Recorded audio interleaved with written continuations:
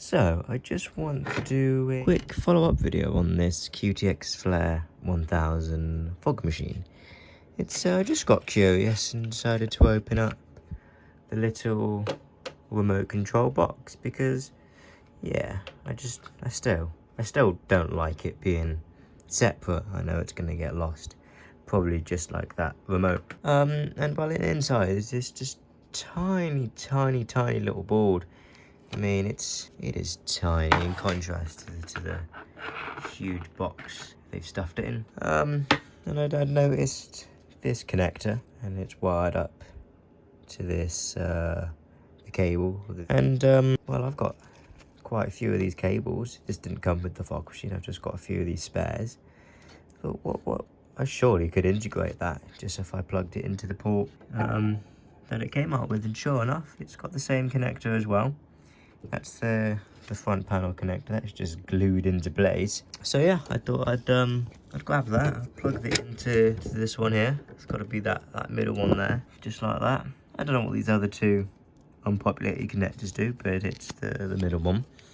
And I'd plugged it in, and and sure enough, it works. I've added some tape to the bottom of the circuit board temporarily just to stop it shorting out against the metal case. But what I'm going to do is I'm just going to enclose it in the metal box and test the range on it. If it doesn't affect the range and it goes as far as I would need this remote to go when I'm not using DMX, then sure, I'll chop the connector off and get some tape and tape it inside. And this is the inside of the unit, for those that are wondering. It's quite neat. And that fan is just a 2-pin fan connector.